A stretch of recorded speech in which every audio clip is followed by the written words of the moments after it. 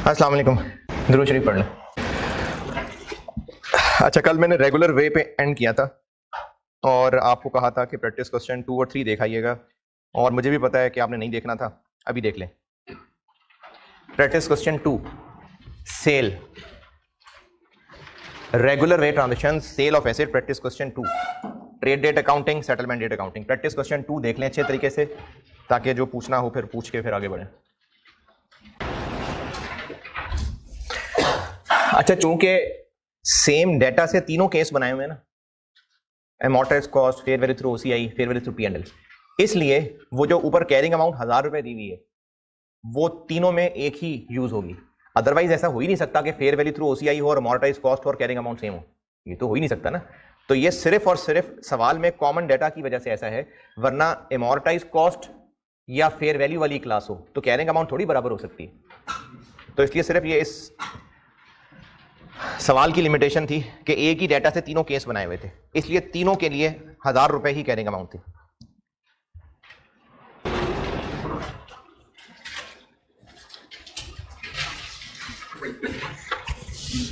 हाँ जी, कोई सवाल एतराज? कोई नहीं, एक तो बनता है यार। क्या बोला सर? ये केस 2 की लास्ट एंट्री थी। हाँ, तो उसमें ओसीआई डेबिट हो रहा था, प्रॉफिट ऑन डिस्पोजल। हाँ, वो पे पॉइंट क्लिक हुआ कि क्यूमुलेटिव गेन ऑफ ट्रांसफर। हाँ, शाबाश। फेयर वैल्यू थ्रू ओसीआई के एंड पे मैंने जो फेयर वैल्यू अपडेशन ओसीआई में ले जाने को कहा था, उसकी इसलिए जरूरत नहीं पड़ी क्योंकि वो ओसीआई में ले जाके फौरन पी&एल में तो क्लासिफाई कर ही देना था, इसलिए मैंने केस 2 वाला भी पी&एल में ही डाला है एंड पे। नहीं समझ आई? जी, केस 2 की लास्ट एंट्री बता रहा हूं। चूंकि अब ये बेच दिया तो जो इस पे अब तक का गेन लॉस था वो सारा का सारा रिक्लासिफाई होना था ना, तो जब वो पी&एल में ही डाल देना था तो एक एंट्री अवॉइड करके सीधी पी&एल में ही उसका गेन लॉस डाल दिया। ये किया। एक मिनट,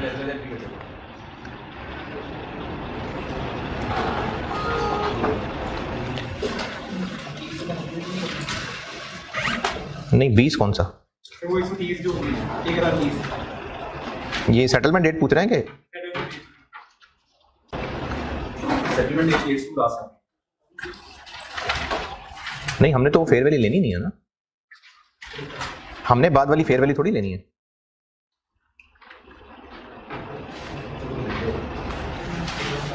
एक 1030 का तो कुछ नहीं करना हमने।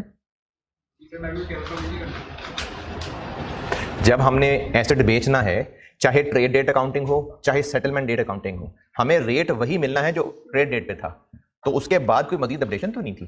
तो हमने ये 1030 का तो कुछ नहीं करना, 1025 का, 1030 का। जो कैरिंग अमाउंट 1000 से ट्रेड डेट के ऊपर 1010 हो रहा है, उस 10 को ओसीआई में ले जाने की बजाय अगर हम उसको प्रॉफिट एंड डिस्पोजल में ही डाल दें, बल्कि मैंने डाला ही ऑलरेडी डाला हुआ, सही है, सही है, मैंने ऑलरेडी वैसे ही किया हुआ है। ये वो रिक्लासिफाई वाली एंट्री हो रही है, वो मैंने ऑलरेडी कर दिया हुआ है, ठीक है। ये वो 10 का गेन है ओसीआई वाला। देखें, ये जो लोग खामोश हैं, पता नहीं देखा नहीं देखा यार सवाल में क्या, मुझे कैसे पता चलेगा? देखा प्रैक्टिस क्वेश्चन 2? कोई एतराज नहीं है? चले मैं सारा दोबारा बताता हूं। जब ट्रेड डेट अकाउंटिंग होती है तो हम ट्रेड डेट पे ही एसेट का बेचना मान लेते हैं। चूंकि ये जो amortised cost, fair value through OCI, fair value through P&L, ये सेम डेटा से निकाला हुआ है, इसलिए 1000 रुपए ही कैरिंग अमाउंट है, वरना असल में ऐसा हो नहीं सकता। या तो सवाल सिर्फ ओसीआई का होना था या सिर्फ अमॉर्टाइज्ड कॉस्ट का होना था। तो सिर्फ ये मैंने आईएएस की ना ओरिजिनल एग्जांपल को उठाया हुआ, बस ये मैंने उसी फिगर को ही लिया हुआ है। तो चूंकि एक ही डेटा से उसने तीनों केसेस सिखाने थे, इसलिए तीनों में कैरिंग अमाउंट 1000 ही है। ट्रेड डेट अकाउंटिंग बता रहा हूं। ट्रेड डेट अकाउंटिंग में चूंकि ट्रेड डेट पे ही बेचना मान लेंगे, तो ट्रेड डेट पे ही इसको रिसीवेबल बना के इन्वेस्टमेंट क्रेडिट कर दी और प्रॉफिट रिकॉर्ड कर लिए अमॉर्टाइज्ड कॉस्ट में। फेयर वैल्यू थ्रू ओसीआई में और फेयर वैल्यू थ्रू पी&एल में पहले इनको फेयर वैल्यू पे अपडेट करना था, फिर रिसीवेबल की एंट्री करनी थी। चूंकि फेयर वैल्यू थ्रू पी&एल तो वैसे ही फेयर वैल्यू थ्रू पी&एल है, और फेयर वैल्यू थ्रू ओसीआई में इसको बेचने पे सारा का सारा क्यूमुलेटिव गेन लॉस भी पी&एल में ही डाल देना था, इसलिए दूसरी एंट्री में भी profit and disposal he credit किया है ओसीआई के बजाय। मैं ट्रेड डेट अकाउंटिंग बता रहा हूं, प्रैक्टिस क्वेश्चन 2 की।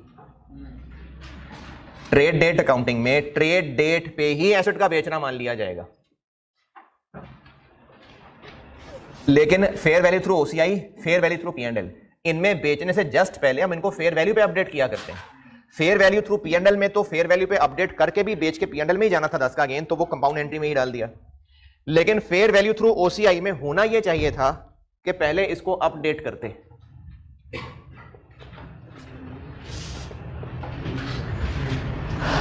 फिर इसको जब डी रिकॉग्नाइज करते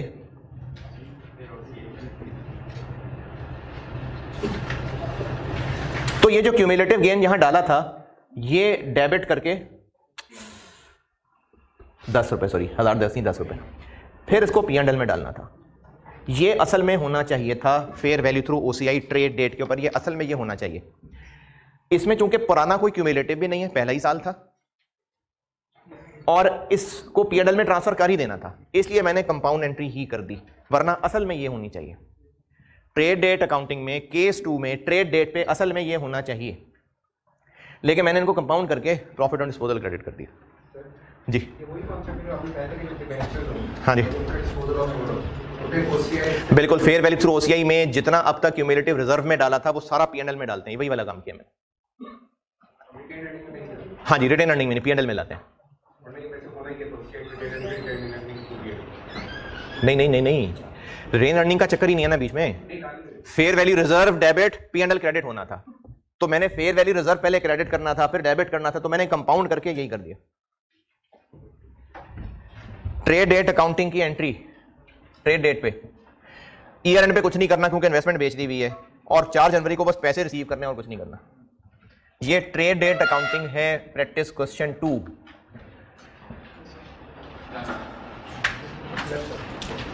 जो लोग भी देख रहे थे practice question 2 trade date accounting में और कोई सवाल? Settlement date accounting, settlement date accounting में सिर्फ इतना फर्क होता है कि इन्वेस्टमेंट को भी नहीं निकालना बुक्स में से। जब इन्वेस्टमेंट को नहीं निकालना तो फिर रिसीवेबल भी डेबिट नहीं करना, सिर्फ और सिर्फ क्या करना है कि केस 2 और केस 3 में फेयर वैल्यू अपडेशन कर लेनी है।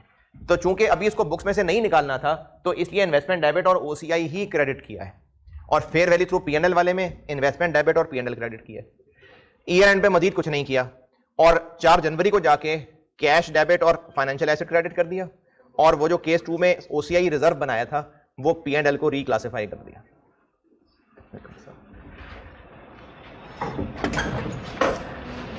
Regular way transactions, purchase of asset,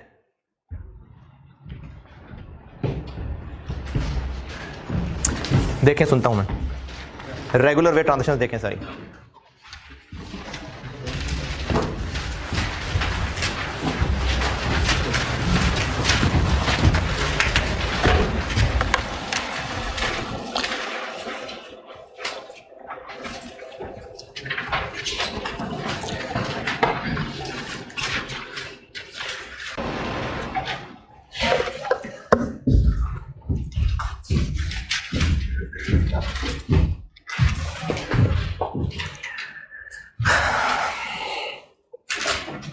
trade date accounting, purchase,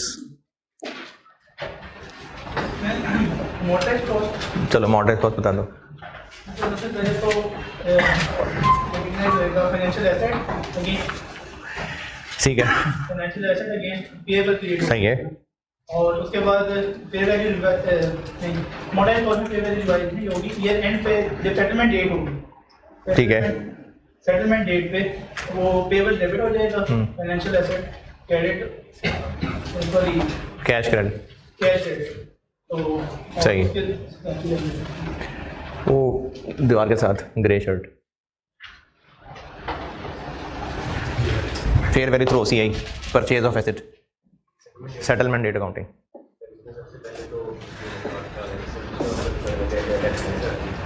trade date पे क्या किया? सेटलमेंट डेट अकाउंटिंग में दूसरी वाली सेटलमेंट डेट अकाउंटिंग फॉलो होनी हो तो फेयर वैल्यू थ्रू ओसीआई वाला एसेट खरीदने की एंट्रीज बता दें। ट्रेड डेट पे क्या, ईयर एंड पे क्या, सेटलमेंट डेट पे क्या। सेटलमेंट डेट अकाउंटिंग फॉलो हो रही हो, एसेट परचेज हो रहा हो, तो 3 डेट्स है ना, एक 29 दिसंबर थी, एक 31 दिसंबर थी, एक 2 जनवरी थी। तो 29 को क्या एंट्री, 31 को क्या, और 2 जनवरी को क्या?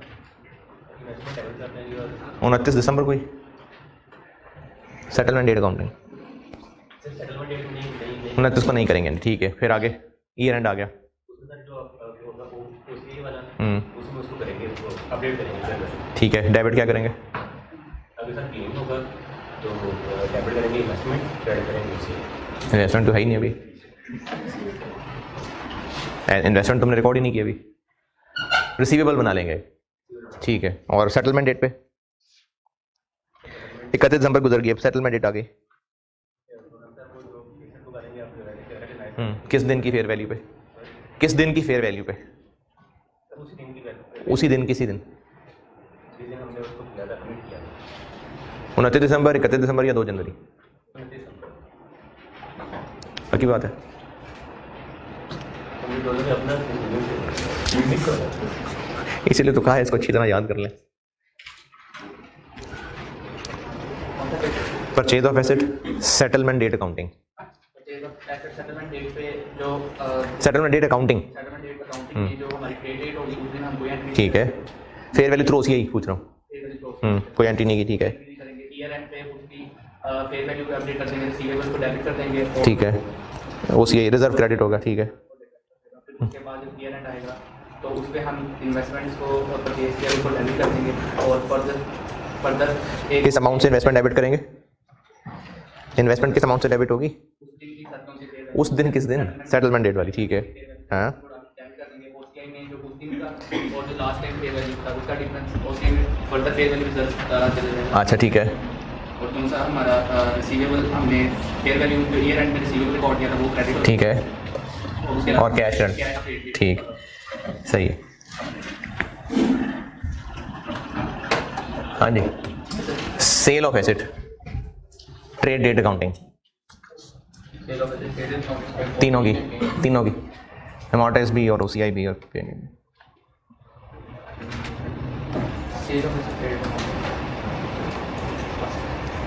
हाँ जी। सबसे पहले ट्रेड डेट पे उसकी एंट्री करेंगे, उसकी किसकी? इन्वेस्टमेंट पहले क्या बता रहे, अमाउंटाइज कॉस्ट बता रहे हो या? अमाउंट कॉस्ट, ठीक है। क्या करेंगे ट्रेड डेट पे? सेल की एंट्री करेंगे, ठीक है, क्या एंट्री हो जाएगी? डेबिट सही है। और बस कोई गेन लॉस नहीं? इन्वेस्टमेंट बुक्स में उतने भी आ रही होगी जितने से रिसीवेबल डेबिट करना है? वो शुरू में कर लेंगे। इसके अंदर पहले फेयर वैल्यू प्रॉफिट लॉस उसी दिन नहीं, फेयर वैल्यू अपडेट थोड़ी करनी है। अपडेट करेंगे। अमॉर्टाइज कॉस्ट में कौन सी फेयर वैल्यू अपडेट करेंगे? अच्छा हाँ बस ये एंट्री कर लेंगे उसको सेटलमेंट डेट पे। क्या एंट्री कर लेंगे? पहले ये तो क्लोज करो चैप्टर। क्या एंट्री कर लेंगे अमॉर्टाइज कॉस्ट की? ट्रेड डेट पे एंट्री करेंगे ना, क्या? Receivable debit.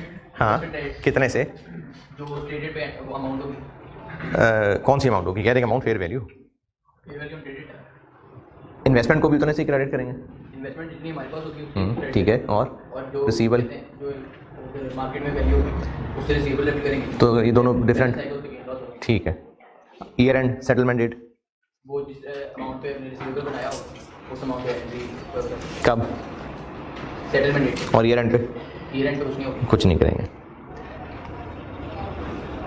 Fair value through OCI, settlement date accounting, purchase of asset.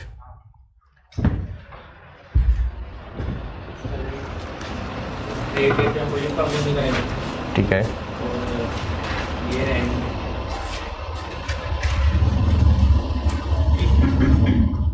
बच्चों वाली बात है यार। पढ़ा नहीं है। अच्छा,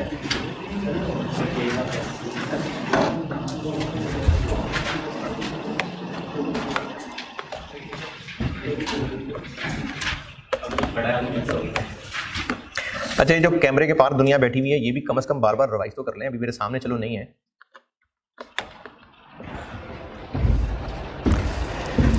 settlement date accounting, sale of asset, fair value through P&L। शुरू के अंदर हम शुरू से क्या बना? ठीक है।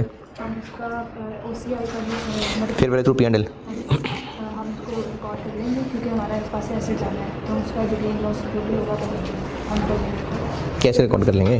क्या डेबिट क्या क्रेडिट?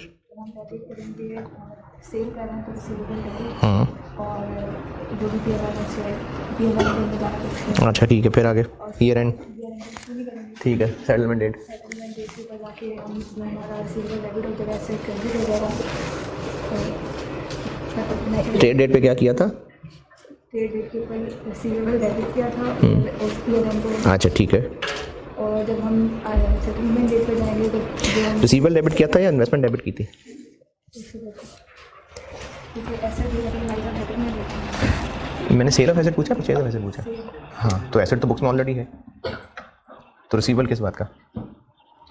मतलब जो गेन लॉस अगर हम फ्यूचर में जब सेल करेंगे तो उसकी वजह से जो गेन लॉस आएगा वो शुरू में हम पे करेंगे। रिसीवेबल डेबिट कर लेंगे या इन्वेस्टमेंट को अपडेट करेंगे?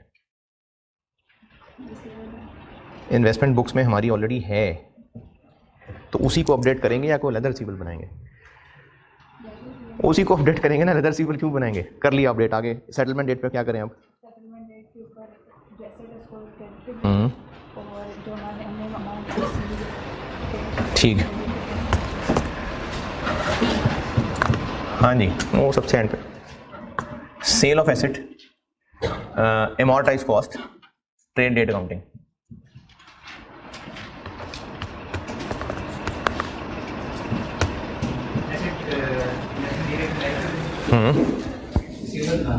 रिसीवेबल कितने से बनाएंगे?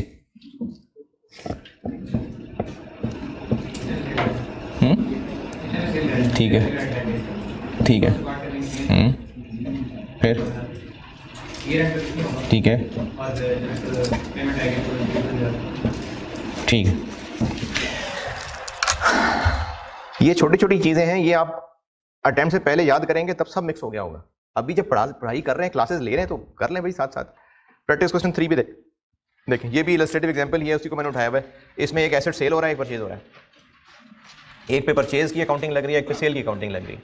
एक पे ट्रेड डेट अकाउंटिंग लग रही है, एक पे सेटलमेंट डेट अकाउंटिंग लग रही है। प्रैक्टिस क्वेश्चन 3, ये भी IAS की एग्जाम्पल है, वो उठाइए मैंने। प्रैक्टिस क्वेश्चन 3 देख लें, जबानी देख लें।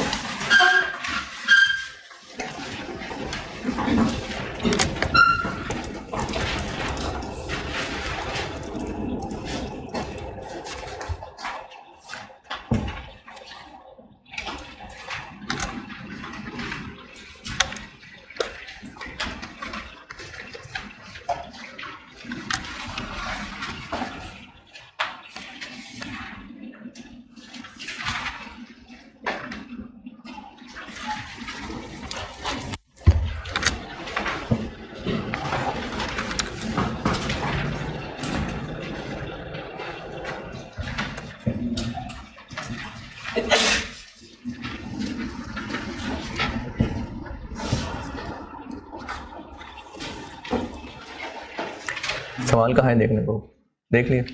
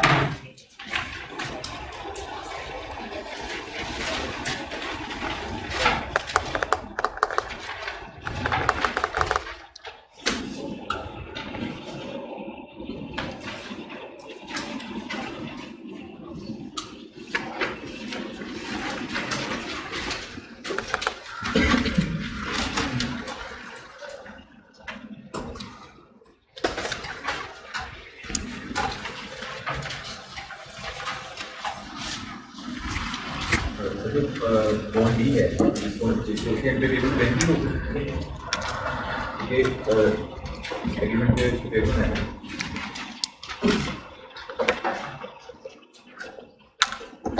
हाँ जी, देख लें सारे, तो मैं करता हूँ डिस्कस। हाँ जी, चलें बताता हूं जी। बॉन्ड ए बेच रहे हैं और उसके बदले में बॉन्ड बी खरीद रहे हैं। बॉन्ड ए इमोर्टाइज्ड कॉस्ट पे रखा हुआ था, जबकि बॉन्ड बी को रखना है fair value through P&L. Amortise cost वालों के लिए, यानी ये जो बॉन्ड ए था, इसके लिए एंट्री सेटलमेंट डेट अकाउंटिंग के मुताबिक होनी है, और जो फेयर वैल्यू थ्रू पीएनएल रखते हैं यानी बॉन्ड बी, उसके लिए अकाउंटिंग ट्रेड डेट वाली होनी है। अब ट्रेड डेट पे ये दोनों आपस में एक्सचेंज हो रहे हैं, कितने पैसे लेने देने होंगे? कुछ भी नहीं, क्योंकि जितने का डिवेंचर ए था उतने का ही डिवेंचर बी था। ट्रेड डेट पे डिवेंचर ए भी 10,100 का है और डिवेंचर बी भी 10,100 है, तो पैसे तो लेने देने ही कोई नहीं, कैश कोई इन्वॉल्व नहीं होना इसके अंदर। अब जो बॉन्ड बी है उसकी परचेज के लिए ट्रेड डेट अकाउंटिंग फॉलो होनी है, यानी 29 तारीख को ही बॉन्ड बी डेबिट हो जाएगा। और पेएबल क्रेडिट, बेशक पैसे नहीं देने अभी, लेकिन बदले में डिवेंचर ए तो देना है ना, तो पेएबल रिकॉर्ड हो जाएगा। और ईयर एंड पे आके इसको अपडेट करेंगे और 4 तारीख को फिर अपडेट करेंगे। Purchase of asset fair value through PNL, एक तो ट्रेड डेट पे रिकॉर्ड हो जाएगा, ईयर एंड पे अपडेट होगा, सेटलमेंट डेट पे फिर अपडेट होगा। तो इसलिए सिर्फ बॉन्ड बी की बात कर रहा हूं मैं कि पहले इसको ट्रेड डेट पे रिकॉर्ड किया, पेएबल बना लिया, फिर ईयर एंड पे जाके इसको 10,100 से 10,090 पे यानी 10 रुपए का लॉस रिकॉर्ड किया, और 4 तारीख यानी सेटलमेंट डेट को फिर से 20 रुपए का लॉस रिकॉर्ड किया। ये है bond B. Bond B trade date accounting, purchase of asset. ये ट्रेड डेट पे ही रिकॉर्ड कर लेना, पेएबल क्रेडिट, इन्वेस्टमेंट डेबिट, और ईयर एंड पे भी अपडेट करना और सेटलमेंट डेट पे भी अपडेट करना। Bond B okay. अच्छा, debenture A, debenture A sale हो रहा है और सेटलमेंट डेट अकाउंटिंग है, तो ट्रेड डेट पे इसकी कोई अकाउंटिंग नहीं होगी, इसलिए 29 तारीख को डिवेंचर ए नजर ही नहीं आ रहा, और ईयर एंड पे भी इसकी कोई एंट्री नहीं होगी, क्योंकि इसमें कोई जब गेन लॉस ही कोई नहीं है। अच्छा, क्योंकि 1-2 दिन का फर्क है ना, तो इसलिए इंटरेस्ट नहीं डाला बीच में, वरना इंटरेस्ट की तो अकाउंटिंग हो रही होगी अमोर्टाइज्ड कॉस्ट वाले पे भी और फेयर वैल्यू थ्रू ओसीआई वाले पे भी, उस पर इंटरेस्ट की अकाउंटिंग हो रही होगी। अच्छा जी, फिर उसके बाद सेटलमेंट डेट जब आई, तो वो जो बॉन्ड बी खरीदने का पेएबल बनाया हुआ था उसी के अगेंस्ट तो ए देना था, तो इसलिए सेटलमेंट डेट पे जाके पेएबल डेबिट और ए क्रेडिट, यानी अगर ए बेचते पैसे लेके तो 10,100 कैश ही डेबिट होना था ना, तो उस कैश की जगह पेएबल डेबिट हो गया, और डिवेंचर ए क्रेडिट और 100 रुपए का प्रॉफिट ऑन डिस्पोजल आ गया। क्या जी? सेटलमेंट डेट 4 है ना?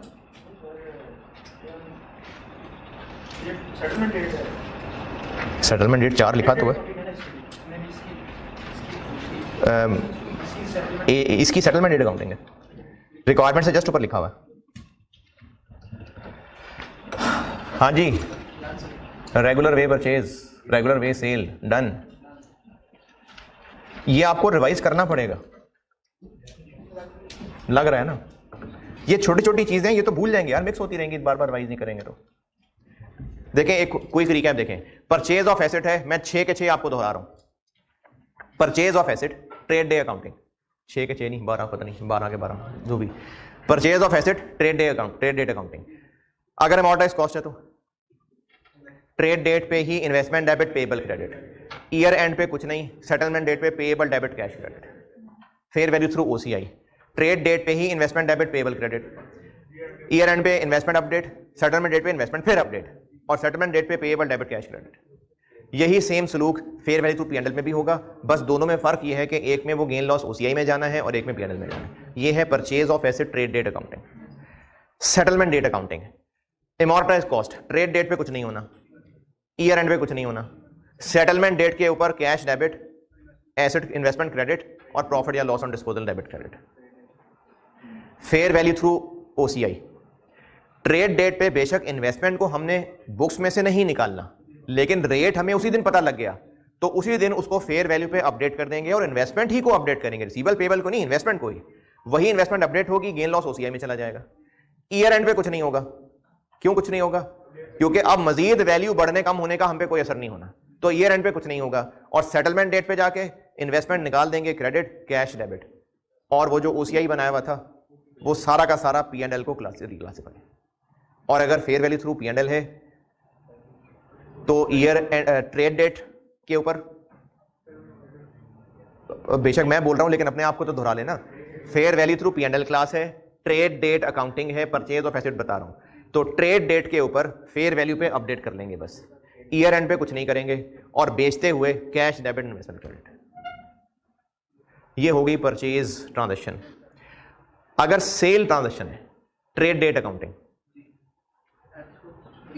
मैंने पता नहीं क्या बोल दिया, उल्टा बोल दिया कुछ, पहले मैंने सेल ट्रांजैक्शन बोल दी और वो भी सेटलमेंट डेट वाली बना दी मैंने।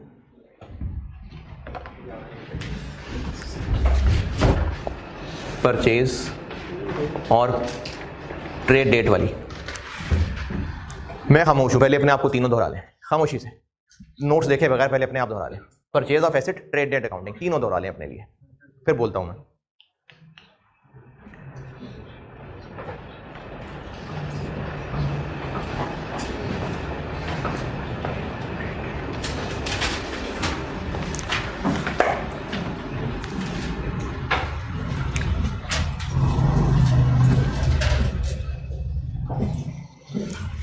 ये जो छोटी छोटी ट्रिकी चीजें होती है ना, ये बार बार दोहराने से ही याद हो, क्योंकि अगर आप एक दफा पढ़ के आपको लगे कि समझ आ गया है, तो इनके समझ आने पे एतराज नहीं है, ये आपको याद ही नहीं रहना, तो ये बार बार दोहराना पड़ेगा।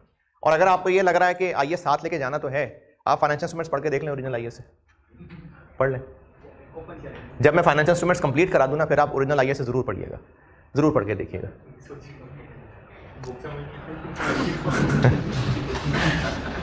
नहीं, फिर भी जो पढ़ने के शौकीन हो, वो जब मैं टॉपिक कंप्लीट करा लिया करूँ ना, आईएएस पढ़ के देखा जरूर करें। मैंने शुरू में भी कहा था कि 2-3 आईएएस के साथ ही सलूक करके देख लें, फिर आपको अंदाजा हो जाएगा कि पढ़ने चाहिए नहीं पढ़ने चाहिए। नहीं, वो तो है, लेकिन खुद पे भी होना चाहिए ना, कोशिश करें। अगर टाइम हो और दिल भी हो तो पढ़ना चाहिए स्टैंडर्ड। लेकिन purchase of asset, trade date accounting,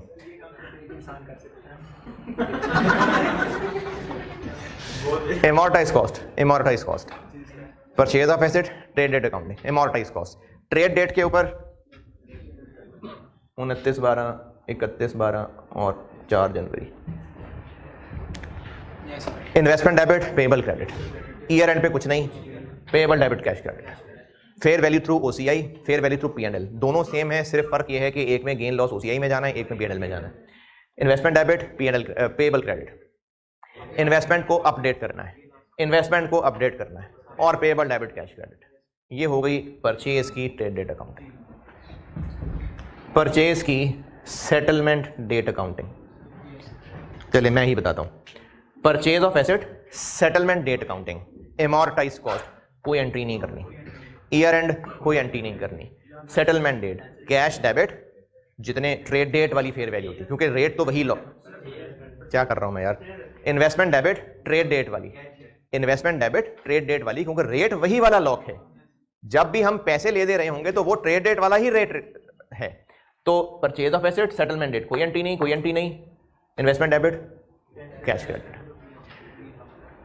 purchase कर रहे हैं, कोई एंट्री नहीं, investment debit, cash credit. Fair value through PNL, fair value through OCI, same है, बस ओसीआई और पीएनएल का फर्क है। ट्रेड डेट पे कोई एंट्री नहीं, ईयर एंड पे फेयर वैल्यू का गेन लॉस होगा रिकॉर्ड, लेकिन गेन है तो रिसीवेबल रिकॉर्ड, लॉस है तो payable record. Settlement date, finally investment debit, किस दिन की फेयर वैल्यू पे, इसी 4 तारीख की फेयर वैल्यू पे, बिल्कुल ताजी इन्वेस्टमेंट डेबिट। कैश उतना क्रेडिट जितना पहले ट्रेड डेट वाला था, और फिर ये जो मजीद इजाफा हुआ है ये भी पीएनएल या ओसीआई में जाएगा और पुराना रिसीवेबल खत्म हो जाएगा। ये हो गई परचेज ऑफ एसेट की अकाउंटिंग। ये बार बार दोहराएंगे, बार बार रिवाइज करेंगे तो याद रहेगी। हाँ जी, ये सारी चीजें मैंने अपनी सोच से एक्स्ट्रा की, मैं उम्मीद नहीं थी कि कर रहा हूँ क्लास में जाके, मैंने तो इंपेयरमेंट पढ़ानी थी। सेल ऑफ एसेट, पूछना कुछ? Sale of asset, trade date accounting. अगर अमोर्टाइज कॉस्ट है तो ट्रेड डेट पे ही इसका बेचना रिकॉर्ड कर लें। ये ट्रेड डेट और सेटलमेंट डेट में ये याद रख लें कि परचेज है तो इन्वेस्टमेंट डेबिट ट्रेड डेट पे हो जानी है, सेटलमेंट डेट अकाउंटिंग है सेटलमेंट डेट पे जाके होनी है। सेल ऑफ एसेट, इन्वेस्टमेंट को बुक्स में से निकालना, trade date accounting trade date पे निकाल देंगे, settlement date accounting settlement date पे जाके निकालेंगे। ये तो उन नामों के साथ ट्रांजैक्शन की पहचान है। उसके अलावा कोई भी और बीच में शॉर्टकट तुक्के कुछ भी हो सकता है, बस सही याद करें और याद करें। Sale of asset, trade date accounting, amortise cost, trade date पे ही इसको बेचना मान लेंगे, लेकिन पैसे अभी नहीं मिले तो रिसीवेबल डेबिट, लेकिन रिसीवेबल डेबिट और इन्वेस्टमेंट क्रेडिट की अमाउंट फर्क होगा तो उसका गेन लॉस आ जाएगा। ईयर एंड पे कुछ नहीं करना और सेटलमेंट डेट पे जाके cash, debit, receivable, credit, fair value through OCI, इसको पहले करेंगे अपडेट, क्योंकि डी रिकग्निशन के टाइम अपडेट करना होता है। और फिर साथ ही रिसीवेबल, डेबिट और इन्वेस्टमेंट क्रेडिट। ईयर एंड पे मजीद कुछ नहीं करना, यहां जाकर कैश, डेबिट, रिसीवेबल, क्रेडिट और जितने रिजर्व में रखे हुए थे वो सब P&L को। नहीं, हाँ ऐसे ही है।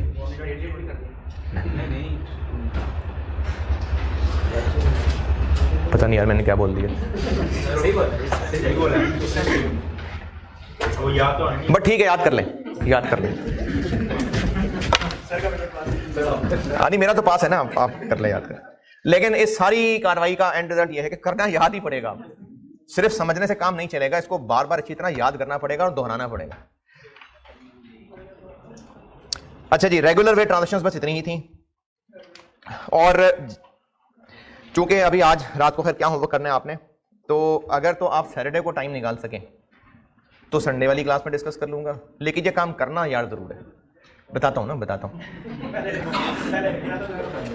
रेगुलर वे ट्रांजैक्शंस का तगड़ा एक ही बार सवाल आया है, ये उसके अलावा मुझे इस बार सवाल नहीं मिला, एक ही सवाल आया और वो भी फॉरेन करेंसी मिक्स करके आया है। तो इसलिए आपकी बहुत मेहरबानी कि अगर आप पहले इसको अच्छी तरह रिवाइज करें, अगर तो सैटरडे को कर सके आप ये काम तो संडे वाली क्लास में डिस्कस कर लूंगा, ना कर सके तो मंडे वाली क्लास में डिस्कस कर लूंगा, लेकिन करना जरूर है। जो ये होमवर्क करें अल्लाह ताला पहली टाइम में पास हो जाए और उनकी शादी भी जल्दी हो जाए।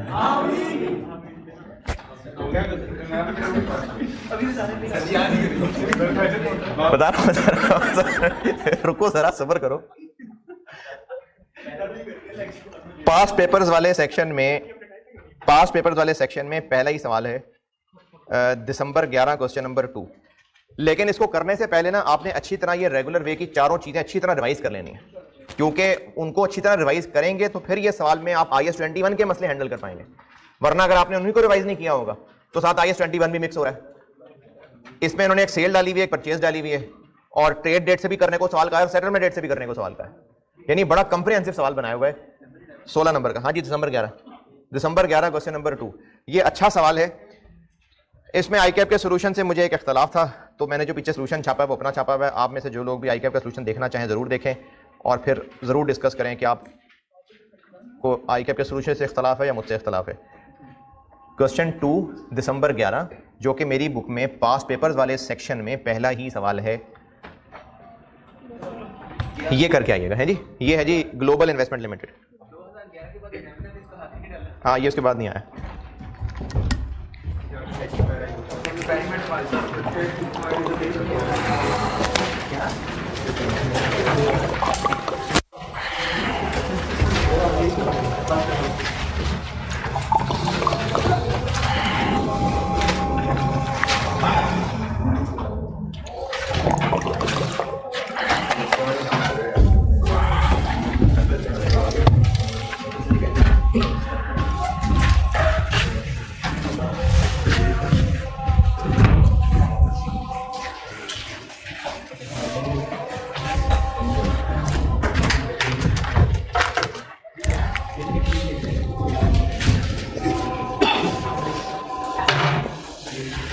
इम्पेयरमेंट, ये कॉन्सेप्ट समझ लें पहले, फिर इसके रूल्स पे आता हूं जी। अगर ये इसमें इंटरेस्ट भी इंक्लूड हो तो उसकी कैलकुलेशन कब से स्टार्ट है, डेट से या सेटलमेंट?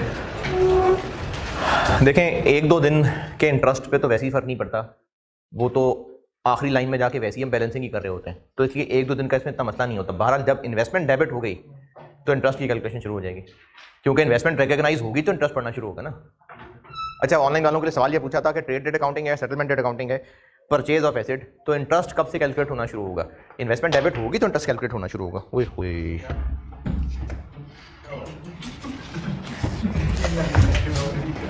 ये गया ना मार कर रेहान, ये कबर में गया ना, अब तो नहीं वापस आएगा, है ना? यहाँ से नहीं आएगा ना वापस।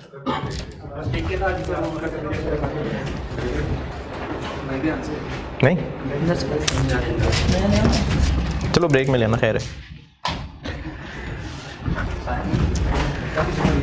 Impairment of assets, IAS IAS 36 mainly लगता था PPE और इंटेंजिबल एसेट्स। कैसे कैलकुलेट होता है impairment loss? IAS 36 recoverable amount और कैरिंग अमाउंट का कंपैरिजन करते हैं। अगर रिकवरेबल अमाउंट कम है तो इम्पेयरमेंट लॉस है। अच्छा, रिकवरेबल अमाउंट कैसे निकालते हैं? Higher of fair value less cost to sell और वैल्यू यूज। ये इम्पेयरमेंट टेस्ट करते कब है? जब इंडिकेशन हो। तो इन अदर वर्ड्स, जब कुछ होगा तो इम्पेयरमेंट टेस्टिंग होगी और फिर देखेंगे इम्पेयरमेंट लॉस है कि नहीं है।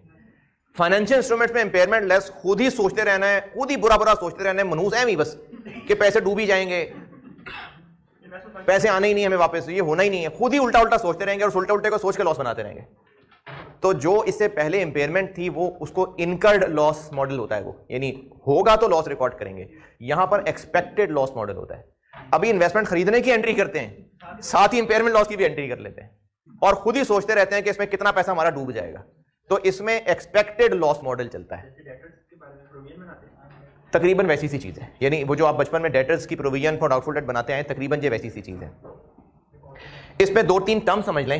एक चीज है क्रेडिट लॉस। इसकी मिसाल ऐसे समझें कि ऐसी खुद ही से वैल्यूज ले रहा हूं कि 31 दिसंबर 20 पे खड़े हैं और जो रिमेनिंग कैश फ्लोज रहते हैं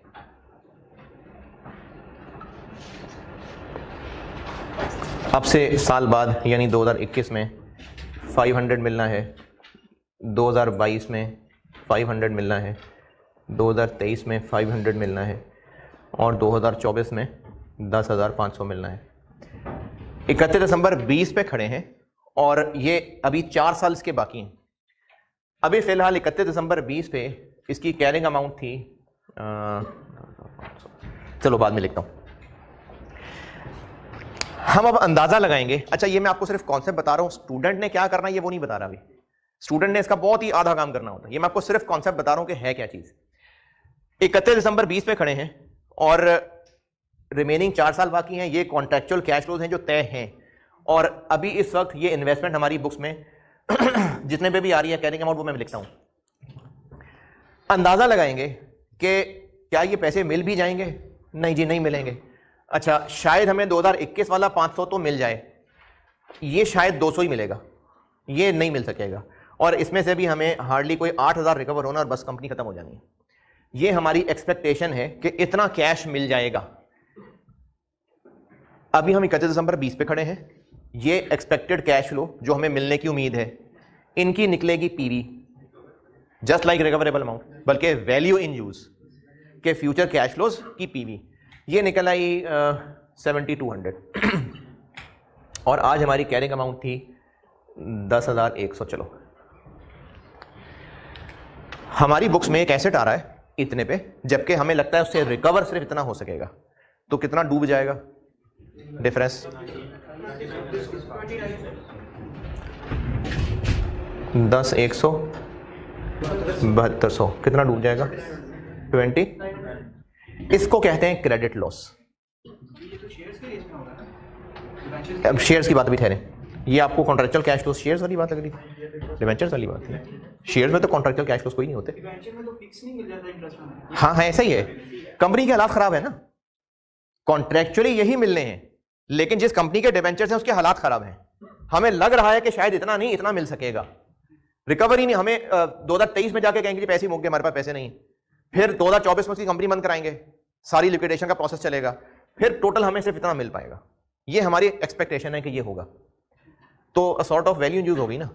तो ये जो 2900 है इसको क्रेडिट लॉस कहते हैं। कैलकुलेट कैसे किया मैंने? कैरिंग अमाउंट में से ये चीज माइनस की, जो कि कैसे निकली? एक्सपेक्टेड कैश फ्लोस की पी। इसको बोलते हैं क्रेडिट लॉस। लेकिन ये कंपनी के हालात खराब होने पे, कंपनी के कुछ जगह यार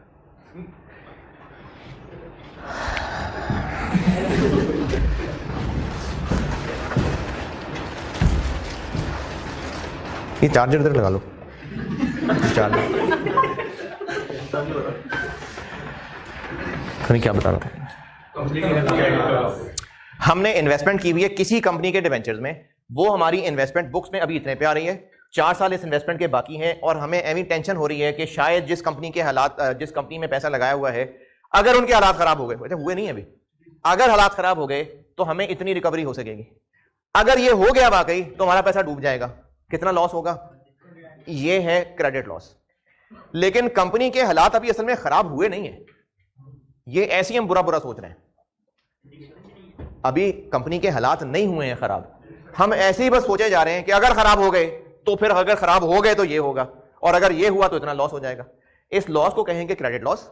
लेकिन चूंकि असल में भी हालात खराब नहीं हुए, हम सिर्फ खुद ही सोचे जा रहे हैं कि अगर हालात खराब हो गए तो ये होगा। तो अगर हालात खराब हो गए तो क्यों हो गए, अगर उन्होंने फलानी फैक्ट्री बंद होगी कर दी ना तब होंगे हालात खराब, या अगर वो सीईओ बदल दिया तो होना ही मसला, या फिर वो जो उनकी फलानी कंपनी से डील चल रही है, या वो जो फलाना केस चल रहा है, अगर वो केस ये हारेंगे तो हालात खराब होंगे, या वो जो उनको लाइसेंस मिला हुआ था फलाने मुल्क से और वो एक्सपायर हो रहा है 2022 में, अगर वो एक्सपायर हो गया तो ये मसाइल होंगे। यानी बहुत सारे इवेंट्स हो सकते हैं जिनके होने में इनकी बर्बादी छुपी हुई है। अभी इस वक्त जिस कंपनी में हमने इन्वेस्ट किया उनके हालात अभी खराब हुए नहीं हैं, अगर हो गए तो फिर ये रिकवरी हो सकेगी और इतना पैसा डूबेगा। ये जो डूबेगा ये 2900 है, लेकिन ये हालात अभी खराब नहीं हुए। हालात खराब होंगे तो किसी वजह से ही होंगे, वो वजह हमने खुद ही सोचनी शुरू कर दी। हो सकता, अच्छा ऐसे नहीं कि खुद ही उल्टे उल्टे सोचे जा रहे हैं, कुछ ना कुछ रियलिटीज होंगी। जैसे इनको एक कतर की किसी कंपनी के साथ एग्रीमेंट हुआ होगा 2023 तक का, और वो एग्रीमेंट एक्सपायर हो रहा होगा और हमें लगता होगा शायद वो रिन्यू ना हो सके। अगर रिन्यू ना हो सका तो ये मसला हो जाएगा। तो कुछ इंसिडेंट्स के साथ ये हालात की खराबी लिंक हो सकती है। केस पेंडिंग हो सकता है, इस कंपनी के खिलाफ काफी सारे केसेस हुए हैं, उन केसेस के फैसले पे डिपेंड कर रहा है। तो कई ऐसी पेंडिंग चीजें हो सकती हैं जिन पे इन हालात की खराबी असल में होना डिपेंडेंट है, तो उसकी कोई ना कोई प्रोबेबिलिटी हो सकती है। अगर हालात खराब हो गए तो ये होगा, लेकिन कंफर्म हालात खराब होंगे नहीं, तो कोई चांसेस तो होंगे हालात खराब होने को, प्रोबेबिलिटी। हालात खराब हो गए जिसकी वजह से ये लॉस हो जाएगा, और वो हालात खराब होने की प्रोबेबिलिटी 30% है, तो इसको 30% से जब मल्टीप्लाई कर देंगे तो उसका जो आंसर आएगा वो एक्सपेक्टेड क्रेडिट लॉस कहलाएगा। ये दो टर्म्स और सिखानी, फिर मैं आगे इसके रूल सिखाता हूं। एक मैंने कहा क्रेडिट लॉस। क्रेडिट लॉस क्या है, जो हमने कैलकुलेट कैसे किया, कैरिंग अमाउंट और एक्सपेक्टेड फ्यूचर कैश फ्लोज की पीवी का डिफरेंस, ये क्रेडिट लॉस है। और जब इनके हालात खराब होंगे तो ये मसला होगा। हालात अभी खराब हुए नहीं है, और अगर हालात खराब हुए तो ये हो जाएगा। और हालात खराब होने के चांसेस क्या है, प्रोबेबिलिटी। अब उसको प्रोबेबिलिटी को इससे मल्टीप्लाई कर दें, लेट्स से 30% प्रोबेबिलिटी है, तो अगर उसको 30% से मल्टीप्लाई कर दें तो जो आंसर आएगा ये एक्सपेक्टेड क्रेडिट लॉस है। एक्सपेक्टेड क्रेडिट लॉस तक ओके। ये जो हालात खराब होने के चांसेस हैं, अगर वो हालात खराब हो गए तो पैसा डूब जाना, अगले 12 महीने के अंदर अंदर खराब हो जाएंगे, इस बात के चांसेस 20% है। ये 30% वाली बात खत्म कर दी मैंने, बस 30% से सिर्फ इतना बताया था कि ये क्या चीज है, एक्सपेक्ट, बस ये बात पूरी कर दी मैंने। अब एक और बात बता रहा हूं, ये जो हालात खराब होने हैं, जिस वाक़े से कोर्ट के केस का फैसला आना है, वो अगले 12 महीने के अंदर अंदर आ जाएगा। यानी वो वाकया अगले 12 महीने के अंदर अंदर हो जाएगा जिसकी वजह से ये कंपनी डूब सकती है। अगले 12 महीने के अंदर अंदर वो वाकया हो जाने के चांसेस 20% है। अगर हम इस 2900 को 20% से मल्टीप्लाई कर देंगे तो ये कहलाता है 12 months expected credit loss. Expected credit loss और क्रेडिट लॉस का फर्क ओके। क्रेडिट लॉस जो कैलकुलेट किया, और एक्सपेक्टेड क्रेडिट लॉस प्रोबेबिलिटी नहीं, सिर्फ एक्सपेक्टेड लॉस प्रोबेबिलिटी से मल्टीप्लाई करने के बाद। अब उसमें आगे मजीद 2 बातें मैंने की हैं कि ये जो हालात खराब होने हैं जिस वाकये की वजह से होने हैं, वो वाकया अगले 12 महीने के अंदर अंदर हो जाएगा, इस बात के चांसेस 20% हैं। तो जब 20% से मल्टीप्लाई करेंगे 2900 को, तो जो आंसर आएगा उसको कहेंगे 12 मंथ एक्सपेक्टेड क्रेडिट लॉस। और अगर सिर्फ अगले 12 महीने की नहीं, पूरे रिमेनिंग 4 साल की बात करें कि पूरे 4 साल में कभी भी वो वाकया आ जाए जिससे हालात खराब हो जाएंगे, उसकी प्रोबेबिलिटी 45% है। अगले 12 महीने के अंदर अंदर वो वाकया हो जाने की प्रोबेबिलिटी 20% है, और पूरे 4 साल में कभी भी वो वाकया हो जाने की प्रोबेबिलिटी 45% है। तो इस 2900 को 20% से मल्टीप्लाई करके जो आंसर आएगा 12 मंथ्स एक्सपेक्टेड क्रेडिट लॉस, और 45% से मल्टीप्लाई करके जो आंसर आएगा life time expected credit loss. आपको मोस्ट प्रॉब्ली ये फिगर्स दी होंगी। ये सारी चीजें फिर से एक बार रिकैप सुन लें। 2900 कैसे कैलकुलेट हुआ, कैरिंग अमाउंट माइनस रिकवरेबल कैसे निकाली, अच्छा, इसको कहते नहीं रिकवरेबल अमाउंट, वैसे मैं आपको IAS 36 के रेफरेंस से बता रहा हूं कैसे निकाली। Expected future cash flows discounted eight वही वाला, वही जो इफेक्टिव रेट है ना, वही वाला। जो आंसर निकला उनका डिफरेंस, ये क्रेडिट लॉस है, ये भी हुआ नहीं है, ये क्रेडिट लॉस है। ये लॉस हो जाएगा, फलाना वाकया होगा तो हालात खराब हो जाएंगे, उस वाकये होने की प्रोबेबिलिटी से जब इसको मल्टीप्लाई कर देंगे तो वो एक्सपेक्टेड क्रेडिट लॉस है। लेकिन एक्सपेक्टेड क्रेडिट लॉस दो तरह का है। ये हालात खराब जिस वाकये की वजह से होने हैं, वो वाकया अगले 12 महीने के अंदर हो सकता है, इसके चांसेस से 2900 को मल्टीप्लाई करेंगे तो 12 मंथ एक्सपेक्टेड क्रेडिट लॉस है। और वो वाकया रिमेनिंग लाइफ में कभी भी हो सकता है, उसके चांसेस से इसको मल्टीप्लाई करेंगे तो life time expected credit loss. Chapter में आए, पेज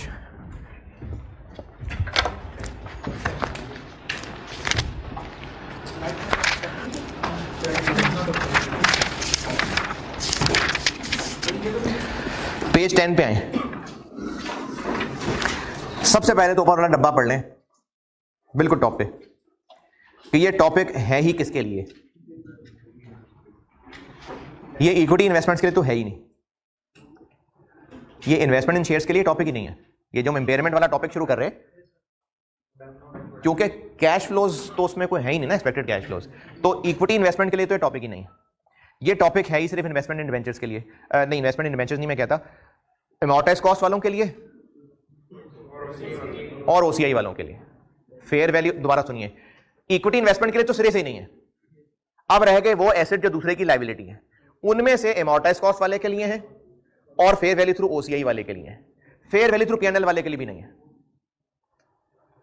क्योंकि फेयर वैल्यू थ्रू P&L वाला हमने हर साल उसको फेयर वैल्यू पे तो अपडेट कर ही देना है। अगर उन डिवेंचर्स के हालात खराब हो रहे होंगे तो फेयर वैल्यू अपडेशन के अंदर वो आ ही जाएंगे, तो फिर अलग से इंपेयरमेंट लॉस की क्या जरूरत है। वो P&L में नहीं ना आ रहा होता, वो तो OCI में जाता ना गेन लॉस। अगर फेयर वैल्यू थ्रू P&L होगा तो उसमें तो गेन लॉस P&L में आ ही जाना है। जैसे जैसे कंपनी के हालात खराब हो रहे होंगे, डिवेंचर्स की फेयर वैल्यू में वो चीज आती जाएगी, फेयर वैल्यू थ्रू P&L से वो गेन लॉस P&L में आता जाएगा, तो अलग से कोई इंपेयरमेंट लॉस की जरूरत ही नहीं पड़ेगी। तो ये टॉपिक पहले तो मैंने अच्छा, हमने 5 क्लासेस टोटल पढ़ी हुई हैं, 2 इक्विटी इन्वेस्टमेंट्स की हैं और 3 डेट इन्वेस्टमेंट्स की हैं। इक्विटी इन्वेस्टमेंट्स पे टॉपिक ही नहीं है, बाकी रह गए 3, उनमें से फेयर वैल्यू थ्रू P&L वाले के लिए भी ये नहीं है। तो ये टॉपिक है अमॉर्टाइज कॉस्ट के लिए और फेयर वैल्यू थ्रू OCI के लिए, इक्विटी वाला नहीं, डिवेंचर्स वाला, ये उनके लिए है टॉपिक।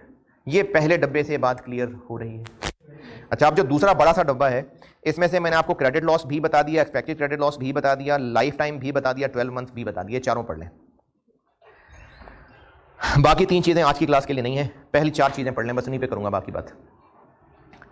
इस डब्बे के अंदर पहली 4 बता दी हैं आपको।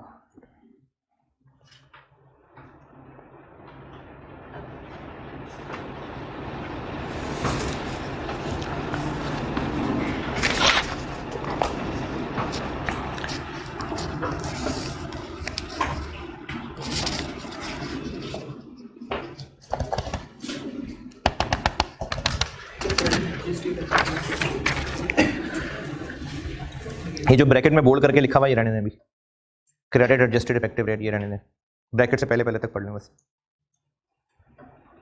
जी जी, इसमें करता हूँ बात, अभी तो टर्म समझाइए, इनका करना क्या है, ये आगे आ रही बात है। 2900 को 870 कैसे बनाया? प्रोबेबिलिटी से मल्टीप्लाई करके ना, तो प्रोबेबिलिटी से मल्टीप्लाई करके जो आंसर आ रहा है वो एक्सपेक्टेड क्रेडिट लॉस है। तो ये लिखा हुआ है रिस्पेक्टिव रिस्क्स ऑफ डिफॉल्ट, यानी डिफॉल्ट करने की प्रोबेबिलिटी, उससे मल्टीप्लाई किया हुआ है। जब कोई चीज हम कहते हैं कि हमने एक प्रोबेबिलिटी से वेटेड एवरेज किया हुआ है, मतलब समेशन पी एक्स प्रोबेबिलिटी से मल्टीप्लाई किया हुआ है, तो मैंने तो कहा हाँ जी उसी को कहा, हाँ जी जी 10,100 कैरिंग अमाउंट है।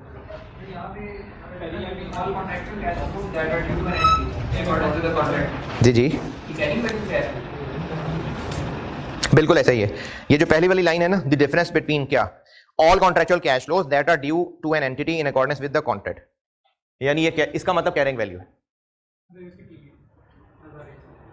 देखो असल में ना, असल में पहली लाइन का मतलब कैरिंग वैल्यू नहीं है, असल में उसने किया क्या है, ये कैश फ्लोज मैंने क्या किया, इनकी पीवी कैरिंग अमाउंट ही है ना, कैरिंग अमाउंट इनकी पीवी होती है ना, जो बाकी रह गए उनकी पीवी कैरिंग अमाउंट है। मैंने क्या किया, इनकी पीवी को कंपेयर किया। जो अंग्रेजी लिखी हुई है उसका मतलब है कि इनका डिफरेंस लें, यानी 0, 300, 500, 2500, उनकी पीवी निकालें तो वो भी 2900 ही आएगी। अंग्रेजी में ये लिखा हुआ।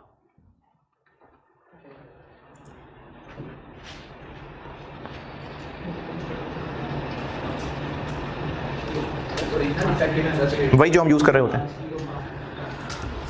जिस पे टेबल बन रहा होता है वही वाला है। वो आगे है ना क्रेडिट रजिस्टर्ड, एक वो कल इंशाल्लाह। कहाँ?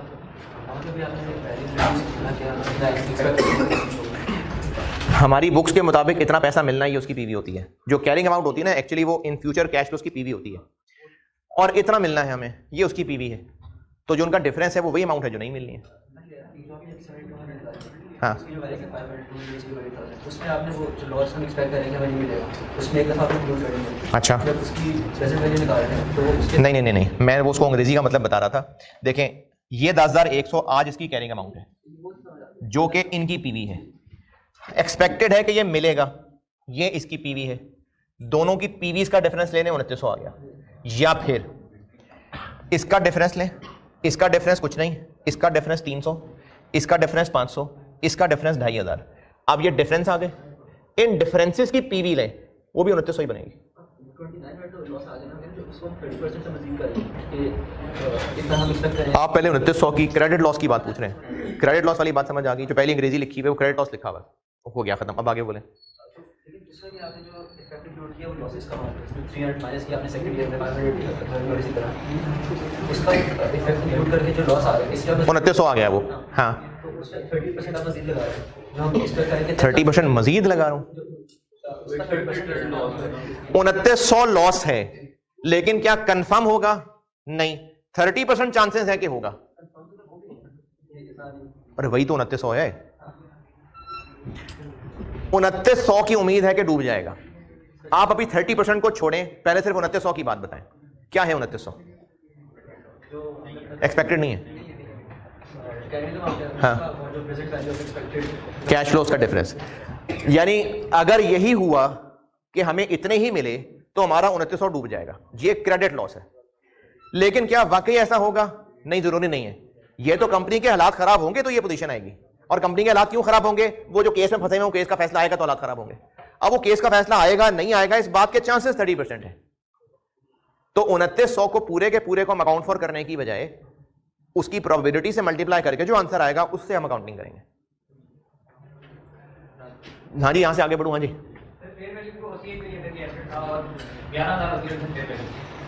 नहीं, मैंने ये आपको फेयर वैल्यू का डिफरेंस नहीं बताया। मैंने इसमें फेयर वैल्यू का डिफरेंस नहीं बोला अभी। आप दोबारा बोलिए, क्या कह रहे हैं? अच्छा देखें, मैं आपको फिर बताऊं, ये ना मैं आपको कॉन्सेप्ट बता रहा था। एग्जैक्ट कैलकुलेशन ऐसे ही होंगी, प्रोबेबिलिटी इस तरह ही निकलेंगी, आपको ऐसे ही करना होगा? नहीं, ये तो मुझे समझाने में आसानी थी क्योंकि रिकवरेबल अमाउंट IAS 36 वाला तरीका था। वरना आप क्रेडिट लॉस की अंग्रेजी पढ़ें तो अंग्रेजी का मतलब यह है कि इन कैश फ्लोज और इन कैश फ्लोज का डिफरेंस, उसकी पीवी। क्रेडिट लॉस की अंग्रेजी ये है। मैंने तो आपको IAS 36 की वजह से रिलेट करने के लिए दिस माइनस दिस करवा दिया। तो अब जो आप पूछना चाह रहे हैं फेयर वैल्यू हुआ तो क्या होगा, तो आप कह रहे हैं जी कैरिंग अमाउंट में फेयर वैल्यू का इफेक्ट भी आ रहा होगा। इसीलिए असल तरीका ये नहीं है। असल तरीका है कैश फ्लोज में से कितने डूबेंगे उनकी पीवी। ये तो मैंने आपको उस वैल्यू यूज वाले तरीके से रिलेट करके बताया बस, ताकि आपको क्रेडिट लॉस रिलेट कर सकूं, वही इंपेयरमेंट लॉस की तरह की चीज। वरना असल में जो कैलकुलेट होना है वो कैश फ्लोज की पीवी है जिन्हें नहीं मिलने। अंग्रेजी भी वही लिखी हुई है, 0, 300, 500, 2500 इनकी पीवी। अब चाहे वो फेयर वैल्यू थ्रू OCI हो, चाहे अमॉर्टाइज कॉस्ट हो, हमने जो कैश फ्लोज डूबने हैं उनकी पीवी को क्रेडिट लॉस कहा। 12 मंथ और लाइफ टाइम क्रेडिट लॉस वाली बात क्लियर? एक्सपेक्टेड क्रेडिट लॉस ही दो तरह का होता है, या वो 12 मंथ एक्सपेक्टेड क्रेडिट लॉस होता है या वो life time expected credit loss होता है। क्रेडिट लॉस सिर्फ पैसे डूबने की अमाउंट है। एक्सपेक्टेड क्रेडिट लॉस प्रोबेबिलिटी से मल्टीप्लाई करने के बाद का आंसर है। अब कौन सी प्रोबेबिलिटी से मल्टीप्लाई करना है इस पे डिपेंड करते हुए एक्सपेक्टेड क्रेडिट लॉस या तो 12 मंथ एक्सपेक्टेड क्रेडिट लॉस होगा या life time expected credit loss होगा। वो 30% पे क्यों लगाएंगे? मगर होता ही 2 तरह का 12 या 45, तो 30% क्यों लगाएंगे? वो किस केस में लगाएंगे? मैंने ना अभी एक बात कही थी कि 30% वाली बात खत्म हो गई, छोड़ दें उसको। 20 और 45 मैंने एक अगली बात कर दी थी, मैं फिर अर्ज करता हूं। क्रेडिट लॉस पैसे डूबने वाली अमाउंट है, जब इसको प्रोबेबिलिटी से मल्टीप्लाई कर देंगे तो वो एक्सपेक्टेड क्रेडिट लॉस है। अब कौन सी प्रोबेबिलिटी से मल्टीप्लाई करना है? 30 सिर्फ इतना समझाने के लिए बोला था कि जब प्रोबेबिलिटी से मल्टीप्लाई कर देंगे तो जो आंसर आएगा वो एक्सपेक्टेड क्रेडिट लॉस है। बस अब ये 30 खत्म हो गया। अब वो एक्सपेक्टेड क्रेडिट लॉस दो तरह का है, या वो 12 मंथ एक्सपेक्टेड क्रेडिट लॉस है या life time expected credit loss है। पेज 10 का लास्ट पैराग्राफ भी पढ़ लें, पेज 10 का लास्ट पैराग्राफ भी पढ़ लें, ये भी मैंने शुरू में बता दी थी बात।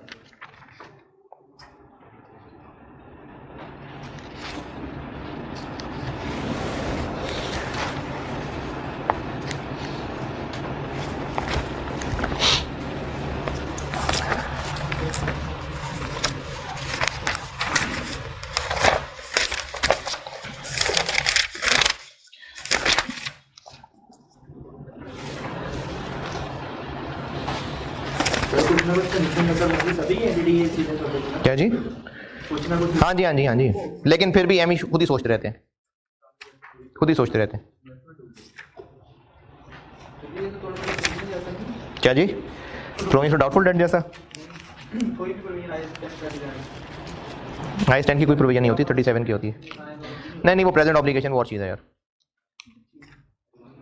सिर्फ प्रोबेबिलिटी लगने से थोड़ी IS 37 आ जाएगा। चलें पेज 11 पे आए, पेज 11।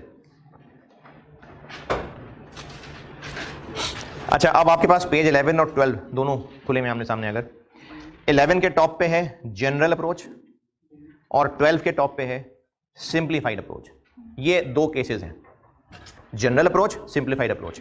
सिंप्लीफाइड अप्रोच किन के लिए है? वो एक अलग एक्सेप्शनल चीज है, और वो ना हो तो जनरल अप्रोच। यानी मेन है जनरल अप्रोच, कुछ आइटम्स के लिए सिंप्लीफाइड अप्रोच है, उनमें भी कोई बहुत ज्यादा फर्क नहीं है वैसे, लेकिन चलो बहरहाल दो केसेस बनाए तो इज्जत तो देनी है उन केसेस को। पेज 11 पे जनरल अप्रोच है, पेज 12 पे सिंप्लीफाइड अप्रोच है। सिंप्लीफाइड अप्रोच किन के लिए है? ये दो तीन चीजें हैं बस, उनके लिए सिंप्लीफाइड अप्रोच है, अदरवाइज जनरल अप्रोच है। तो पेज 11 जनरल अप्रोच। अब जनरल अप्रोच क्या है? पॉइंट नंबर 1, जब भी एसेट पहली दफा रिकॉर्ड करेंगे, यानी इनिशियली जब भी रिकॉर्डिंग करेंगे, साथ उसकी इंपेयरमेंट लॉस की भी काउंटिंग करेंगे।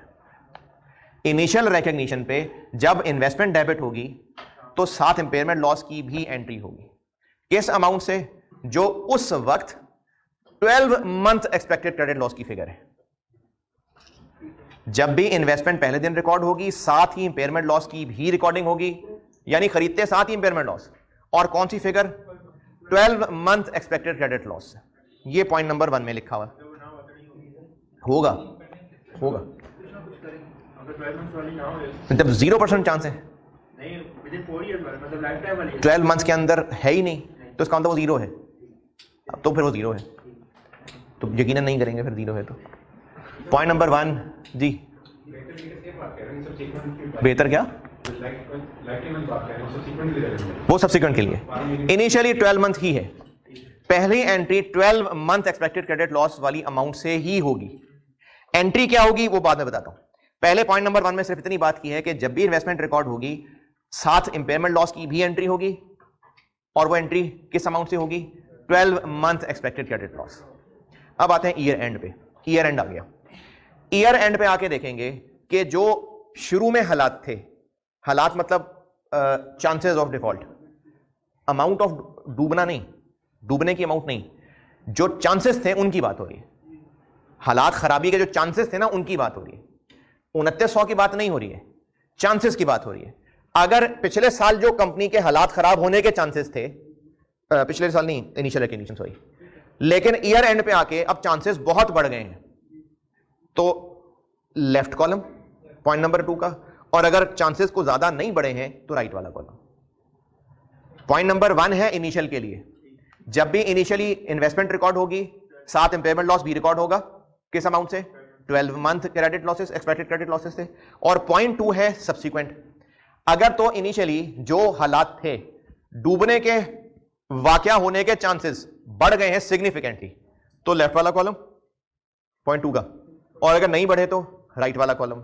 अच्छा बढ़ गए हैं तो क्या 12 मंथ एक्सपेक्टेड क्रेडिट लॉसेस की अमाउंट छोड़ के life time expected credit loss की अमाउंट पे आ जाएंगे। अच्छा ये इंडिविजुअल हमने फैसला नहीं करना, क्योंकि जो सिग्निफिकेंट है ना ये मैनेजमेंट ने देखना होता है।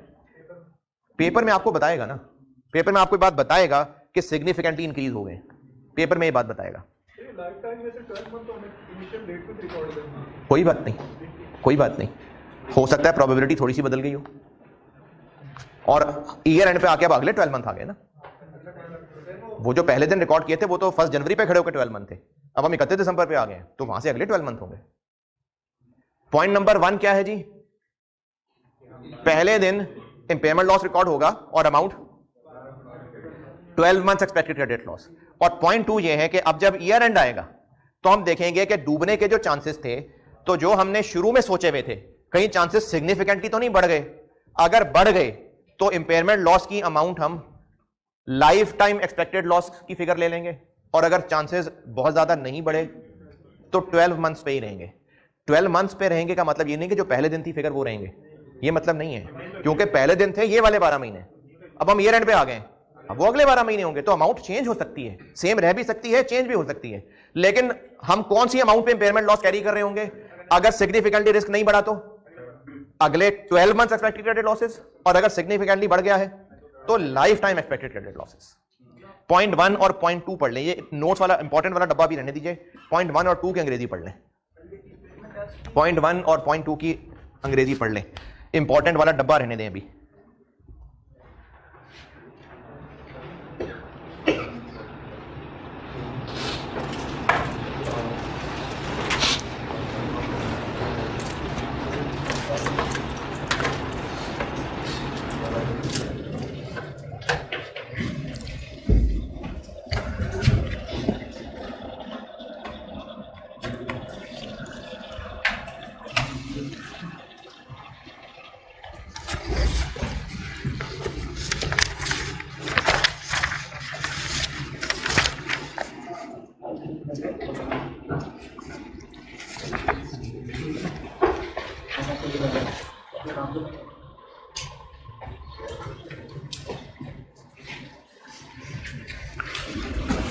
हाँ जी, पॉइंट 1 और पॉइंट 2 पहले से। क्या बढ़ गया? 2900 नहीं बढ़ गया, प्रोबेबिलिटी, चांसेस बढ़ गए। ये जो पॉइंट नंबर 2 लिखा हुआ है, पॉइंट 1 पूछ रहे हैं, 2 पहुंच। हाँ जी बिल्कुल, इनिशियल भी जो कैलकुलेट, इनिशियल भी जब होंगे ना तब भी हम बुरा बुरा ही सोच रहे होंगे कि अगर डूब गया तो क्या होगा। अच्छा अब ये बुरा डूबना क्या है, ये भी कोई ना कोई अंदाजे बेस्ट ही लगाए जा रहे होंगे, लेकिन होंगे ये इसी तरह के अंदाजे कि अगर डूब गया तो क्या डूबेगा।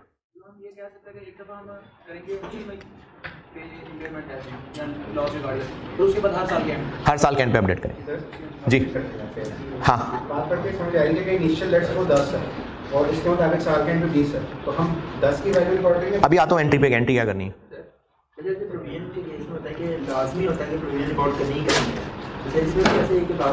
प्रोविजन कौन सी लाजमी रिकॉर्ड करनी है? वो जो आप बचपन में प्रोविजन फॉर डेटर पढ़ते आए हैं ना, वो असल में यही है, असल में वो यही है। तो ये भी लाजमी करनी है, ऑप्शन तो नहीं है। तो प्रोविजन भी कोई लाजमी नहीं करनी होती है, अगर डाउट नहीं है तो जबरदस्ती थोड़ी डाउट करना होता है। वो तो सवालों में प्रोविजन होती थी, वरना जरूरी थोड़ी कि नहीं ढूंढ के लाओ प्रोविजन। पॉइंट 1 और 2। अच्छा पॉइंट नंबर 4 पे आए, अब इसी पेज पे नीचे पॉइंट 4, इसी पेज के नीचे पॉइंट 4 की अकाउंटिंग क्या करनी है। ये जो हम लोग एक्सपेक्टेड क्रेडिट लॉस की अमाउंट निकाल रहे होंगे ना, जैसे 1 जनवरी, अभी पॉइंट 4 छोड़े इधर मेरी बात सुने। 1 जनवरी 20 को एक्सपेक्टेड क्रेडिट लॉस था 3000, तो हमने 3000 की एंट्री कर ली। क्या एंट्री की है बताता हूं अभी। 31 दिसंबर पे आए और एक्सपेक्टेड क्रेडिट लॉस है 5200, तो हम 2200 से और एंट्री करेंगे। यानी ये जो एक्सपेक्टेड क्रेडिट लॉसेज हैं ये एक क्यूमुलेटिव फिगर है, ये एंट्री की अमाउंट नहीं है, ये एक्यूमुलेटेड लॉसेस की फिगर है। तो हमने एक्सपेक्टेड क्रेडिट लॉसेस की जो अमाउंट में चेंज आ रहा है उसकी अकाउंटिंग करनी है। ठीक है, हमने 5200 की एंट्री नहीं करनी ईयर एंड पे आके, 2200 की एंट्री करनी है जी। वो हमने 3000 किया था पुराने कैश फ्लोज के हिसाब से, जी। ये हम updated percentage updated cash flows बिल्कुल। तो फिर क्यूमुलेटिव कैसे आ रहा है? वो कैश फ्लोज भी चेंज हो गए, सारा कुछ चेंज हो गया, फिर जो परसेंटेज। अच्छा चलें, बचपन की accounting provision for doubtful debt से दे दूं मिसाल। डेटर्स हर साल के एंड पे डेटर्स के क्लोजिंग बैलेंस पे प्रोविजन फॉर डाउटफुल डेट बनती है। वो जो आंसर निकलता है वो bad debt expense for the year नहीं निकलता, वो प्रोविजन का क्लोजिंग बैलेंस निकलता है। तो ये कुछ ऐसी सी चीज है, ये हम क्लोजिंग बैलेंस निकाल रहे हैं कि अब इतना पैसा डूबने का चांस है, जितना मिलना था मिल गया, ठीक है, कैश फ्लोज बिल्कुल ठीक है, चेंज हो गए, साल बदल गया, हालात बदल गए, जज्बात बदल गए, वो तो बात ठीक है, लेकिन ईयर एंड पे अब हम खड़े होकर देख रहे हैं कि पैसा डूबने के चांसेस के मुताबिक अब इतना है जो डूबना है, यानी हमने इंपेयरमेंट लॉसेस एक्यूमुलेटेड इतने रखने हैं। ये जो कैलकुलेशन हो रही है ये आप कह सकते हैं प्रोविजन फॉर डाउटफुल डेट की तरह की चीज है। तो उसमें जो कैलकुलेशन की जाती है वो हर साल अपडेटेड डेटर्स भी होती है, डेटर्स बदल रहे होते हैं, लेकिन होता वो क्लोजिंग बैलेंस है। तो इसका भी यही कॉन्सेप्ट है। तो ये जो एक्सपेक्टेड क्रेडिट लॉस की हर साल के एंड पे फिगर होगी, ये क्लोजिंग फिगर होगी, और जो इसमें डिफरेंस है उससे एंट्री होगी। अच्छा, एंट्री होगी क्या? हम ये जो टॉपिक पढ़ रहे हैं ये कौन सी क्लास के लिए है? ये वो फाइनेंशियल एसेट जो दूसरे की लायबिलिटी हैं, उनकी दो क्लासेस, अमॉर्टाइज्ड कॉस्ट और fair value through OCI. Amount तो क्लासेस पे डिपेंडेंट नहीं है, अमाउंट तो ऐसे ही निकलेगी और डलेगा भी ये लॉस P&L को ही, चाहे अमॉर्टाइज्ड कॉस्ट हो चाहे फेयर वैल्यू थ्रू ओसीआई हो, ये इंपेयरमेंट लॉस P&L को ही चार्ज होना है। क्रेडिट कहां होना है ये क्लास पे डिपेंड करता है। अगर अमॉर्टाइज्ड कॉस्ट है तो एक एक्यूमुलेटेड इंपेयरमेंट लॉस तरह का अकाउंट क्रेडिट होगा। जैसे ईयर एंड पे आके हमने 2200 की अगर एंट्री करनी है तो P&L तो डेबिट होना ही होना है 2200 से, लेकिन अगर अमॉर्टाइज्ड कॉस्ट हुआ तो एक एक्यूमुलेटेड इंपेयरमेंट लॉस नामी अकाउंट क्रेडिट होगा। इसको एक्यूमुलेटेड इंपेयरमेंट लॉस भी कह सकते हैं, लॉस अलाउंस भी कह सकते हैं। और PPE एक्यूमुलेटेड इंपेयरमेंट लॉस का क्लोजिंग बैलेंस कहां प्रेजेंट होता है? PPE property plant equipment. Accumulated impairment loss का क्लोजिंग बैलेंस कहां प्रेजेंट होता है? बैलेंस शीट में एसेट में से लेस होता है ना, इसको कॉन्ट्रा एसेट भी कहते हैं कि ये एसेट में से लेस होकर शो होता है। अगर अमॉर्टाइज्ड कॉस्ट हुआ ये तो ऐसे ही होगा, ये अकाउंट क्रेडिट होगा, और अगर फेयर वैल्यू थ्रू ओसीआई हुआ तो P&L तो डेबिट होगा। फिर पूछ रहा हूं ये कहां प्रेजेंट होगा? बैलेंस शीट में एसेट में से लेस होगा ना। अगर अमॉर्टाइज्ड कॉस्ट है तो ऐसे ही होगा, लेकिन अगर फेयर वैल्यू थ्रू ओसीआई है तो लॉस तो P&L को ही चार्ज होगा, ये नामी अकाउंट क्रेडिट नहीं होगा।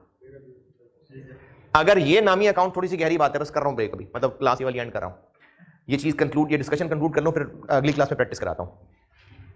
अमॉर्टाइज्ड कॉस्ट है अगर तो P&L debit, accumulated impairment loss या लॉस अलाउंस भी ठीक है, ये क्रेडिट, और ये एक कॉन्ट्रा एसेट है। इस अकाउंट का CD बैलेंस कहां प्रेजेंट होगा? इन्वेस्टमेंट में से लेस होगा। लेकिन अगर फेयर वैल्यू थ्रू ओसीआई है, ये वाली बात मैंने किसकी बताई है? अमॉर्टाइज्ड कॉस्ट। अमॉर्टाइज्ड कॉस्ट में इन्वेस्टमेंट उस टेबल की फिगर से आ रही होती है, लेकिन अगर फेयर वैल्यू थ्रू ओसीआई हो तो इन्वेस्टमेंट की अमाउंट कैसे निकली होती है? टेबल से बेशक निकल रही होती है, लेकिन उसको फेयर वैल्यू पे अपडेट कर रहे होते हैं। अब उसको हमने फेयर वैल्यू पे अपडेट कर लिया, अगर इस इन्वेस्टमेंट के हालात खराब हमें होते नजर आ रहे हैं तो बाकी दुनिया को भी होते नजर आ रहे हैं, तो इन्वेस्टमेंट की फेयर वैल्यू ऑलरेडी कम हो जाएगी। हम फिर से अगर एक्यूमुलेटेड लॉस क्रेडिट कर दें वो फिर से इन्वेस्टमेंट में से लेस हो जाएगा। तो इसलिए कॉन्ट्रा एसेट क्रेडिट नहीं होता, फेयर वैल्यू रिजर्व ही क्रेडिट हो जाता है।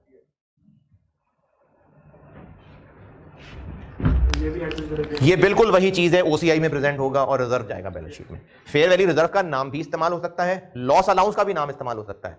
एक किताब, बड़ी अच्छी किताब लिखी हुई है, वैसे अगर किसी को कभी पढ़ने का शौक हो, ग्रिपिंग आईएफआरएस बड़ी अच्छी किताब है, उसमें उसने लॉस अलाउंस का नाम यूज किया हुआ है, लेकिन आईकैप के सोल्यूशन में फेयर वैल्यू रिजर्व का नाम इस्तेमाल हुआ है। तो आप बेशक लॉस अलाउंस का नाम इस्तेमाल कर लें, चाहे फेयर वैल्यू रिजर्व का नाम इस्तेमाल कर लें। आईकैप के सोल्यूशन में चूंकि फेयर वैल्यू रिजर्व है तो बेहतर है कि ये नाम इस्तेमाल कर लें।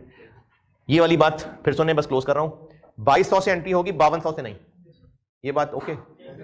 और एंट्री क्या होगी? प्रॉफिट एंड लॉस में तो डेबिट जाना ही है, चाहे अमॉर्टाइज्ड कॉस्ट हो चाहे फेयर वैल्यू थ्रू ओसीआई हो। क्रेडिट क्या होगा? अगर अमॉर्टाइज्ड कॉस्ट है तो ये एक एक्यूमुलेटेड इंपेयरमेंट लॉस, जिसको लॉस भी कह सकते हैं, ये कॉन्ट्रा एसेट है, इसका क्लोजिंग बैलेंस। यार मसला आप में होगी, वो भी सो रहा है, वो भी सो रहा है, ऐसे ऐसे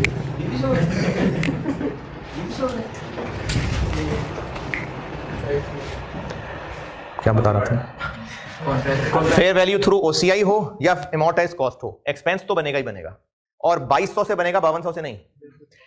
अगर एमोर्टाइज कॉस्ट है तो ये कॉन्ट्रा एसेट क्रेडिट होगा अकाउंट, इंपेयरमेंट लॉस एक्यूमुलेटेड का वर्ड भी ठीक है, लॉस अलाउंस का वर्ड भी ठीक है। प्रेजेंट कहां होगा इसका क्लोजिंग बैलेंस? बैलेंस शीट में एसेट में से लेस होगा। लेकिन अगर फेयर वैल्यू थ्रू ओसीआई है तो ये एक्यूमुलेटेड इंपेयरमेंट लॉस नामी अकाउंट नहीं होगा, कॉन्ट्रा एसेट अकाउंट नहीं है, ये वही फेयर वैल्यू रिजर्व ही है, और ये ओसीआई में ही नेगेटिव या पॉजिटिव आ रहा होगा। पॉजिटिव क्या नेगेटिव? ओसीआई में पॉजिटिव आ रहा होगा, नेगेटिव आ रहा होगा? तो इंपेयरमेंट लॉस है तो फिर पॉजिटिव क्यों होगा? अच्छा, अभी अगली क्लास में एक सवाल कर लेना, वैल्यू सामने आ जाए फिर इसकी साइंस बताऊंगा कि पॉजिटिव क्यों आएगा। पॉजिटिव आएगा, ओसीआई में पॉजिटिव आएगा, ओसीआई में पॉजिटिव आएगा। फिर इसका मैं भी सवाल कराता हूं अगली क्लास में, तो उसका रीजन बताता हूं। पॉइंट नंबर 4 पढ़ लें, पॉइंट नंबर 4, पॉइंट 4 पढ़ लें।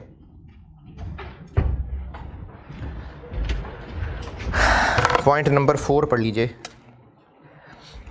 और ये जो मैंने फेयर वैल्यू थ्रू ओसीआई के साथ अलाउंस फॉर एक्सपेक्टेड लॉस लिखा हुआ है, इसको स्लैश करके फेयर वैल्यू रिजर्व भी लिख लें, यानी कि फेयर वैल्यू रिजर्व भी क्रेडिट हो सकता है।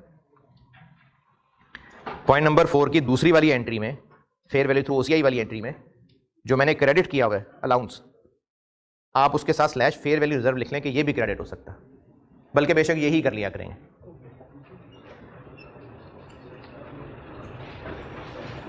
और अगर ये 3000 से 2200 हो रहा होता, कितने से? 800 से, तो 800 से एंटी रिवर्स हो जाती। चलें, लेक्चर 37 बस, ठीक है, क्लोज। मास पढ़ने फिर मैं प्रैक्टिस कराता हूँ इसकी, ठीक है जी।